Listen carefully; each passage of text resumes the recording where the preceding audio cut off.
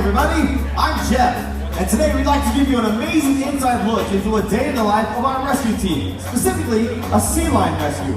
Now, SeaWorld's goal is always to rehabilitate rescued animals, giving them a second chance at life and return them to their ocean home. Hopefully today you will learn how you can help an animal in distress. What do you say, are you ready? Yeah. Great! Ladies and gentlemen, please welcome sea lion and otter behaviorist, Becca! Thanks, Jeff! Hi everybody, so as you may know, every year SeaWorld comes to the aid of hundreds of ill and injured marine mammals, birds, and turtles. In fact, in 2019, we rescued over 1,000 marine animals. Now today, we're going to be focusing on sea lions. Some of those rescued are young pups that have a difficult time finding food on their own or have been abandoned by their mothers. Some are sick or others have injuries due to being entangled in trash or fishing lines. Again, it's our goal to return rescued animals back to the ocean once they're healthy, but every once in a while, an animal can no longer survive on its own due to its injury or illness. And in those rare instances, we work with the National Marine Fisheries Service to find them forever home at a zoo or marine park, just like SeaWorld. Here's one of those stories. In June of 2004, SeaWorld responded to a call in Carlsbad, California. When the team arrived there, we found an adult California sea lion female and a newborn pup because of the amount of people traffic that is there, and also because there are no other sea lions in the area. It was determined that it was in the best interest of both the mom and the pup to be brought to SeaWorld in hopes that she would continue to raise that pup. It was determined by the National Marine Fisheries Service that that animal was no longer eligible to be returned. We decided that the mom was not properly caring for that pup, that this one, who became known as Vic, would join Harvey and two others as a whole group of 4 sea lions, all being bottle raised at the same time. Ladies and gentlemen, please welcome California Sea Lion Vic along with animal behaviorist Jordan. Hey everybody! As Becca said, this is California Sea Lion Vic. So Vic is now 15 years old and he weighs about 430 pounds. Now California sea lions like Vic are found along the Pacific coast of North America, all the way from British Columbia, Canada to Baja, Mexico. A sea lion just like Vic can eat as much as 25 pounds of herring, capelin, mackerel, and squid every single day. Now Vic is very athletic and he likes to show off.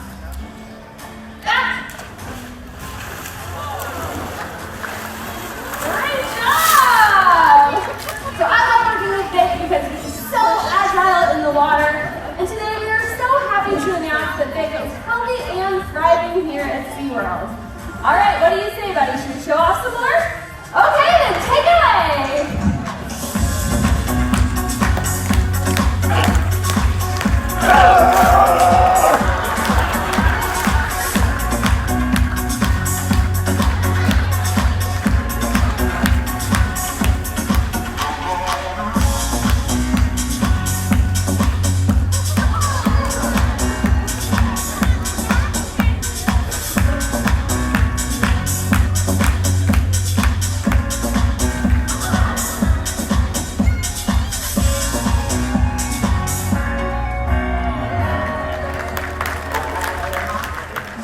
Behaviors like those we just saw are exhibited by healthy animals that don't need our help. The first thing the SeaWorld rescue team learns is the difference between an animal in need of assistance and an animal who is exhibiting natural sea lion behavior. That's right, so how many of you guys have seen a sea lion in the wild? A lot of you? Awesome! So Vic and I are going to go over some of those natural behaviors that you might see a sea lion doing if you visit one in the wild. Alright, so the first one is super impressive. Get your cameras ready. Sleeping. Okay, sea lions love to take their naps up on shore, and you might find them on piers, on buoys, or up on docks, and of course sandy beaches and rocky cliffsides. Now, sea lions can also swim very fast, up to 13 miles an hour. Let's show them. Awesome! Okay, Vic, great job! Now, after you're swimming, you're going to get really tired, right? Especially if you're going that fast. So, you might see sea lions just resting in the water or doing something called rafting. And you also might see them with a flipper up out of the water, just like this. Oh, that's a fancy spin, like that. Okay? So So they put their flippers up out of the water to do something called thermoregulation. Now it looks a lot, good boy. It looks a lot like a shark impression, right? They have their flipper up out of the water, but it actually serves a purpose for them. So it helps regulate their body temperature by either heating up that big flipper up in the sun or dilating those blood vessels right underneath the skin, and it can help cool him off. So those are just some of the natural behaviors that you might see a sea lion doing out in the wild. Back to you, Jeff. Thanks, guys. Now, what do you do if you see an animal doing something other than some of the natural behaviors we just showed you? Many times we get phone calls from law enforcement, lifeguards, or even folks just like you telling us that there's an animal in need somewhere. Sometimes it might seem like an animal needs assistance when in reality the way they're acting is completely natural. Just animals doing their own thing, so to speak. The team will get phone calls just like this. I think that's the rescue phone now.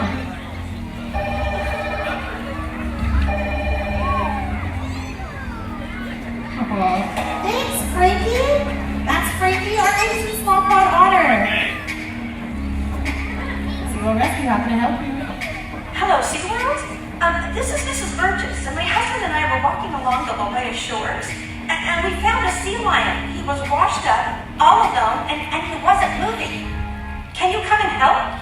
I think he's sick or hurt. Thank you for calling in. Please do not approach the animal. We'll be right out to check it out. The SeaWorld rescue team has been called to some unusual places to rescue animals, not just the beach. Sea lions have been rescued from places as diverse as a high school cafeteria, the third floor of a building, a private backyard, and even from a local La Jolla restaurant called the Marine Room, where a sea lion was found in one of the booths in the dining room. So the team's first job when arriving on scene is to monitor the animal and make sure that it actually does need help. Okay, this is Duke, everybody. So after they monitor the animal and determine that it does need to be rescued, they'll then assess its location to make sure that it's safe for both the animal and for the rescue team to make a rescue. Now, if conditions are safe, they'll then do everything they can to get that animal the help that it needs. All right, Duke? I need you to pretend like you're in need. The team will approach the animal very carefully and do another visual inspection to ensure the animal really needs assistance. Remember, if you're ever in the same position as Mrs. Burgess, never approach the animal. Under the Marine Mammal Protection Act, it is illegal to approach a marine mammal in the wild in any way if you're not a part of the Marine Mammal Stranding Network. Much of the time, animals need the help of the rescue team because of human interactions, such as entanglement, encroachment upon their natural habitat, and pollution. Well, that sea lion obviously didn't need any help. And that happens quite a lot of the time. But when an animal does need medical help, the rescue team will transport them to our Animal Health and Rescue Center for a checkup by one of our veterinarians and begin its treatment and rehabilitation.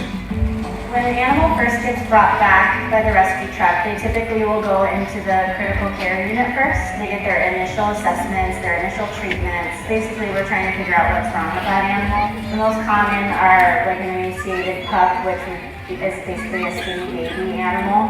With shark bite wounds, we see animals that have certain diseases, ingested trash, animals that have fishing hooks of various parts of their body, animals that have gotten hit by boats or otherwise impacted by humans. So their initial treatments can include any medications we think they might need right off the bat, fluids, nutrition that we think they might need, and then any wound care. In the following days, we try to get them to a point where we think they're nice and hydrated and nice and stable, to where we think that we can do kind of further investigation into their medical problems. So we usually get a blood sample on day 2 or 3. We can bring them to the hospital and do x-rays or radiographs on them. We can do endoscopy. Rehabilitation can take anywhere from a couple days to weeks to months, and the goal is always to return them to their ocean home. However, there are certain animals that cannot be competitive in the wild, and when that case happens, then it's up to the National Marine Fisheries Service to make the final determination of whether that animal is truly non-returnable, and then at that point, we would make sure that that animal finds a forever home in a zoological facility. That was Dr. Kelsey Herrick, one of our SeaWorld veterinarians. As I mentioned earlier in our presentation, the goal of the SeaWorld rescue team is to rescue, rehabilitate, and return the animals to their ocean homes. And over the years, there have been some amazing stories to share. Rescued sea lions, now back home in the Pacific Ocean. Attaboy. SeaWorld released them today. He's the 73rd sea lion, rescued in 2019, and Tuesday, he returns to the ocean. The rescue team here at SeaWorld brings the sea lions out into the middle of the ocean, about an hour away from shore. So when they return, they're with other sea lions and have plenty of food. SeaWorld San Diego's Health and Rescue Center took them in and rehabilitated them. The pups got a clean bill of health and doubled their weight before being released. So far this year, SeaWorld has rescued over 600 animals, including 137 sea lions. That's the best feeling in the world. It's time to go home, guys! Back to the room! Binks was first rescued in February of 2018 as a thin, emaciated pup. A teammate and I found him lying on the rocks in Mission Bay, and we could tell that he had not eaten in quite a while. After doing really well in the rehab process, Binks was given a second chance of life out in the wild. Unfortunately, for whatever reason, Binks was having a very difficult time finding food on his own out in the wild. After straining 3 more times, the National Marine Fisheries Service made the final determination that he would not be returnable. And he was given a permanent home here at SeaWorld, where our sea lion team makes sure that he gets lots of fish and is healthy and thriving.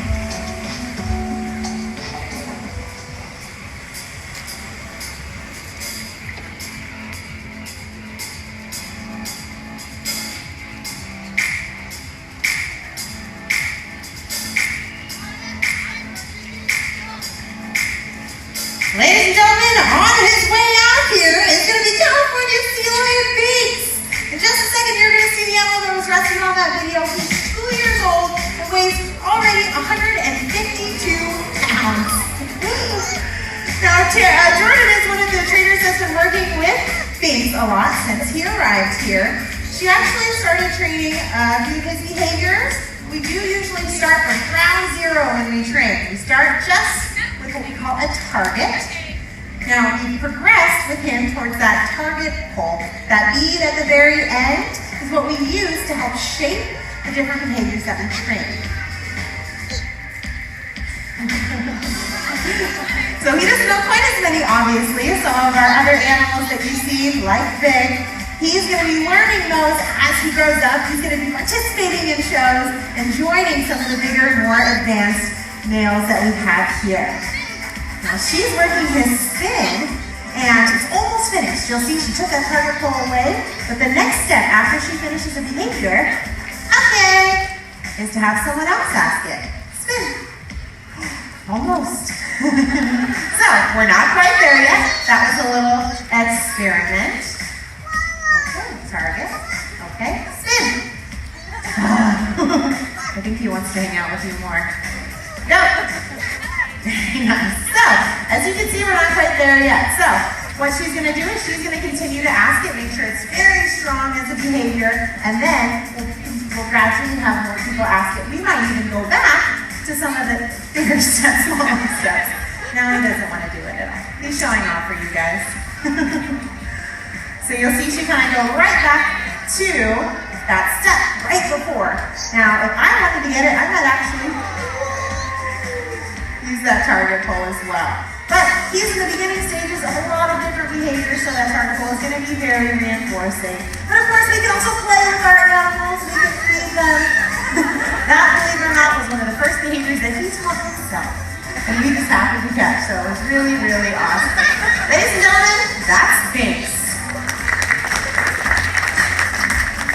There are many ways that all of us can help animals like Binks. One is to remember to keep our beaches and waterways, their homes, clean, and properly dispose of your trash when you visit the beach. Our actions will make a positive impact on both the ocean ecosystem and the health of the animals that live there. Everybody can use a reusable water bottle to help reduce their plastic use. And always remember to recycle whenever you can. See? Just like that. It's easy. SeaWorld is very proud of its rescue program and the over 36,000 animals we've been able to help over the last 55 years. The ability we all share to help make the environment and the world we live in a better place is truly a reason to celebrate.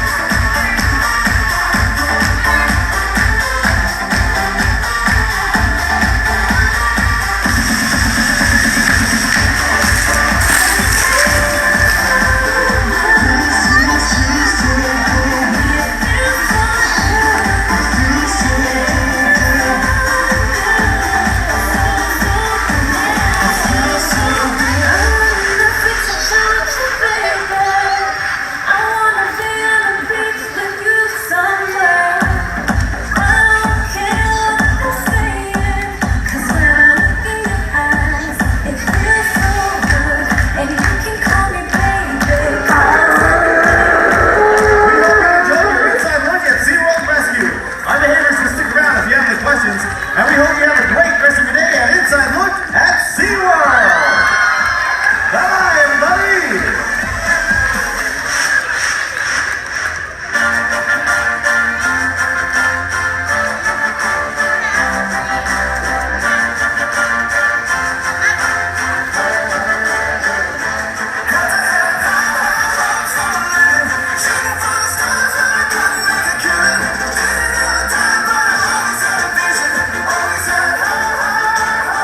Ladies and gentlemen, for your safety and the safety of others, we kindly ask that you refrain from climbing over the seats.